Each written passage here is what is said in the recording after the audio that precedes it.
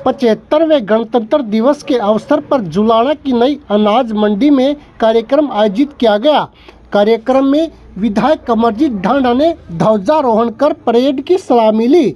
समारोह में अपनी ड्यूटी से हटकर सराहनीय कार्य करने वाले कर्मचारियों तथा युद्ध विधवाओं को भी सम्मानित किया गया।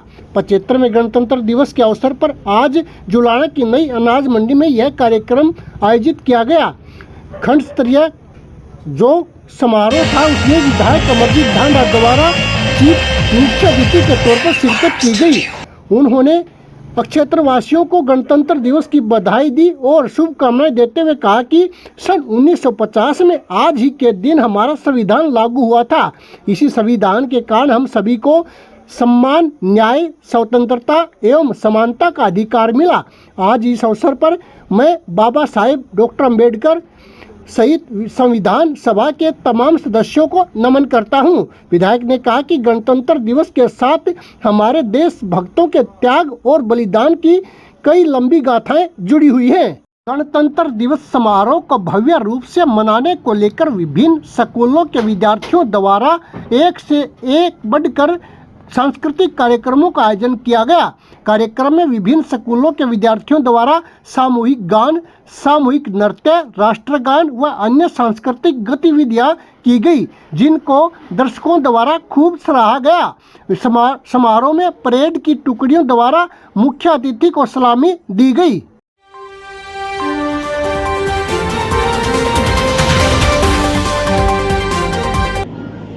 आज इस अवसर पर मैं बाबा साहब भीमराव अम्बेडकर सहित संविधान सभा के तमाम सदस्यों को नमन करता हूँ।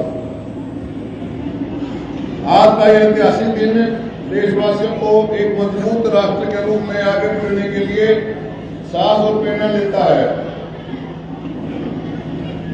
इस दिन हम उन महापुरुषों को भी याद करते हैं जिन्होंने भारत की स्वतंत्रता दिलवाने के लिए भारतीय संविधान को लागू करने में महत्वपूर्ण भूमिका निभाई है। इन्हीं की बदौलत ही भारत आज एक गणराज्य देश कहलाता है।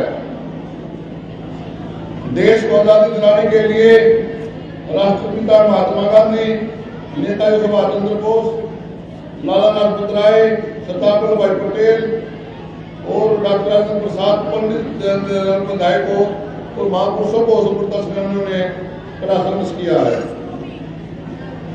शहीद भगत सिंह, राजगुरु, सुखदेव, चंद्रशेखर आजाद और उत्तम सिंह जैसे क्रांतिकारियों ने बलिदानों के कारण ही आज हम खुली हवा सांस ले रहे हैं। हमारे महान भारतीय स्वतंत्रता सेनानियों के भारत में पूर्ण स्वराज्य के रूप में लंबे समय तक संघर्ष किया है। उन्होंने ऐसा इसलिए किया ताकि उनकी आने वाली पीढ़ियां किसी की गुलाम बनकर न रहे और स्वतंत्र रूप से अधिकारियों को निर्वहन कर सके। भाइयों बहनों, हमारे देश के गणतंत्र देशवासियों को सामाजिक समता तथा धर्म प्रतिनिधित्व का अधिकार दिया है। स्वतंत्रता के बाद की भारत दुनिया में एक बड़ी ताकत है के रूप में तौर पर अपनी पहचान बनाने में कामयाब रहा है।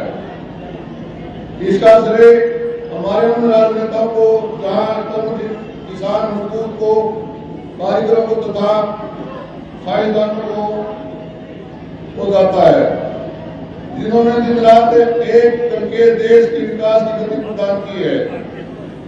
आज हमारा भारत देश प्रधानमंत्री श्री नरेंद्र मोदी जी के नेतृत्व में चहुमुखी विकास प्रगति कर रहा है। प्रभु श्री राम मंदिर का उद्घाटन, भाइयों बहनों, देश सदियों की प्रतीक्षा के सदियों का अभूतपूर्व धैर्य, अनगिनत बलिदान, त्याग और तपस्या के हमारे प्रभु श्री श्याम का मंदिर अयोध्या में स्थापित हुआ है। हमारे प्रधानमंत्री श्री नरेंद्र मोदी जी के प्रयासों के फलस्वरूप 22 जनवरी 2024 को संपूर्ण देश के एक अद्भुत आभा लेकर आया है। इस दिन अयोध्या में राम मंदिर में भूमि पूजन के बाद से प्रतिदिन पूरे देश में उमंग और उत्साह बढ़ता जा रहा है। भगवान राम के प्राण प्रतिष्ठा कार्यक्रम में देशवासियों को सदियों का धैर्य और धरोहर के रूप में श्री राम का मंदिर मिला है। राम के काम में किसके कितने लोगों को त्याग और तपस्या काष्ठा दिखाई दी है। हम सब अनगिनत राम भक्तों के उन अनगिनत दार्शनिकों और उन अनगिनत संत महात्माओं को भी ऋणी है। देश के प्रगति के इस सफर में हरियाणा का भी एक महत्वपूर्ण योगदान है। मुझे कहकर गर्व है, हरियाणा में प्रदेश के सामाजिक आर्थिक विकास के लिए नए आयाम प्रदान किए हैं। शिक्षा विभाग शिक्षा स्वास्थ्य केंद्रों में ऊंचाइयों को छुआ है। हम कितनी नीतियों को योजनाओं को देश के पूरे राज्य में सुन रहे हैं। आज भी हरियाणा के नौजवान सेना में भर्ती होना अपनी शान समझते हैं। यही कारण है कि आज भारतीय सेना का हर 10वां जवान हरियाणा प्रदेश का है। हम अपने शहीदों को बलिदानों पर को नहीं चुका सकते, लेकिन उन परिजनों को देखभाल करके उनके प्रति समान जता सकते हैं। देश में हमने सैनिक कल्याण विभाग का गठन किया है। भाइयों बहनों, सुशासन से सेवा संकल्प के साथ जन सेवा का दायित्व संभालने वाली वर्तमान सरकार ने प्रधानमंत्री श्री नरेंद्र मोदी जी के सबका शासन का विकास हरियाणा के मूल मंत्र पर चलते हुए समस्त हरियाणा में प्रत्येक हरियाणवी की तरक्की के उत्थान के लिए निरंतर कार्य किया है। वर्ष 2024 को संकल्प से परिणाम वर्ष के रूप में मनाया जा रहा है। साथियों, मध्य प्रदेश हरियाणा का स्वभाव स्वतः समान विकास समता के साथ बदलाव का साक्षी रहा है, जिनसे हर आदमी का जीवन सरल सुलभ और सुरक्षित हुआ है। देश की आजादी के लिए हम लंबे समय तक गरीब कल्याण की बातें की जाती है, लेकिन उनका लाभ पात्र व्यक्ति तक नहीं पहुंच पाया। पंडित दीनदयाल उपाध्याय के नेतृत्व के रूप में प्रदेश के सभी परिवारों को प्रधान पत्र बनाया गया है, जिससे पात्र परिवारों को घर बैठे ही सरकारी योजनाओं का लाभ मिला है। गरीबों के सिर पर छत करवाने के लिए प्रधानमंत्री आवास योजना के तहत 36,000 से अधिक मकान बनाए गए हैं, जबकि 16,000 मकान बनाए जा रहे हैं। हर गरीब को राशन मिलने की परेशानी न हो, कोई उसका हर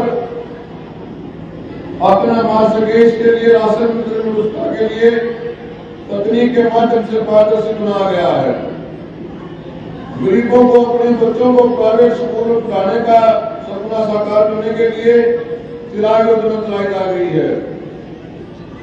यही नहीं, कौशल रोजगार निगम के माध्यम से कर्मचारियों की भर्ती में भी गरीब परिवार के युवाओं को प्राथमिकता दी जा रही है। भाइयों बहनों, सरकार के कृषि, उद्योग, व्यापार, रोजगार, शिक्षा, स्वास्थ्य आदि हर क्षेत्र में भी गवर्नेंस के माध्यम से क्रांतिकारी बदलाव किए गए हैं। जिस प्रकार परिवार प्रधान पत्र डेटा योजना को लाभ लोगों को घर बैठे मिल रहा है, उसी प्रकार कृषि क्षेत्र में मेरी फसल मेरा ब्यौरा पोर्टल बनाकर किसान कल्याण के अनेक योजना को जोड़ा गया है। हरियाणा देश का पहला राज्य है जिसमें बागवानी फसलों को मौसम की मार से बचाने के लिए मुख्यमंत्री बागवानी बीमा योजना शुरू की है। पशुपालन ग्रामीण की आय का एक प्रमुख साधन है। पशुपालन को प्रोत्साहित करने के लिए सरकार ने क्रेडिट कार्ड जारी किए गए। पशुधन किसान क्रेडिट कार्ड का योजना शुरू की गई। भाइयों बहनों, हमने युवाओं के योगदान का सम्मान किया है और आपको पता है कि 1,00,000 से अधिक युवाओं को योग्यता के आधार पर सरकारी नौकरियां दी गई है।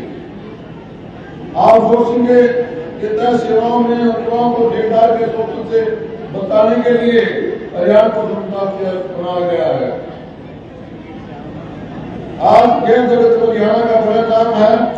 हमारे युवा बड़ी उपलब्धियां प्राप्त कर देश प्रदेश का नाम रोशन कर रहे हैं। मेडल जीतने वाले खिलाड़ियों को नगद पुरस्कार देने के लिए साथ साथ सरकारी नौकरियां दी जा रही है। अवार्ड पाने वाले खिलाड़ी खिलाड़ियों को मानसिक मानदेय भी दिया जा रहा है। पिछले 9.5 साल वर्षों हमारे राज्य में 33,000 किलोमीटर लंबी सड़कों का सुधार किया गया है। लगभग 7,000 किलोमीटर नई सड़कों का निर्माण किया गया है। आज प्रदेश का हर जिला नेशनल हाईवे से जुड़ गया है। इतना ही नहीं, 72 किलोमीटर लंबा तथा 560 किलोमीटर लंबा वेस्टर्न हरियाणा को गुजरेगा, जिसका हरियाणा को बहुत बड़ा लाभ मिलेगा। केएमपी के साथ साथ हरियाणा और उत्तर के रेल कॉरिडोर भी बन रहा है और दिल्ली के शहर काले यहाँ के करनाल तक और रेल लाइन भी स्थापित की जा रही है। इन सब परिवारजनों को योजनाओं को पूरा करने के प्रदेश की जनता को बहुत लाभ होगा। प्रधानमंत्री श्री नरेंद्र मोदी की अगुवाई में आज भारत के विकास का अमृतकाल और आज के देश प्रदेश का युवा शक्ति की पूंजी से भरा हुआ है, ऊर्जा से भरा हुआ है। ऐसी क्रांतिक स्थितियों को फिर न जाने कितने से बाद बनेगी। हम अब रुकना नहीं है, अब बैठना नहीं है। आने वाला समय सफलता का है। साथियों, हम सबका ये प्रतिज्ञा करनी होगी कि हमें भी अपने कर्तव्यों को पालन करने के लिए आने वाली पीढ़ियों के लिए बेहतर भविष्य बनाना होगा। हम मिलकर भारत देश को एक मजबूत राष्ट्र बनाएंगे। हम सब मिलकर स्वस्थ भारत, विकसित भारत का निर्माण करेंगे। सभी नागरिकों को संविधान के प्रति सजग करेंगे। सबका समान रूप से जितना अवसर प्रदान करेंगे। अंत में मैं आप सभी को गणतंत्र दिवस की बधाई देता हूँ और शुभकामनाएं देता हूँ। आइए 75वें गणतंत्र दिवस के इस पावन अवसर पर हम अपनी महान सांस्कृतिक परंपराओं से नैतिक मूल्यों को चलते हैं। प्रदेश को स्वच्छ, खुशहाल और विकसित बनाने के लिए एक काम संकल्प लें। जय हिंद, जय भारत।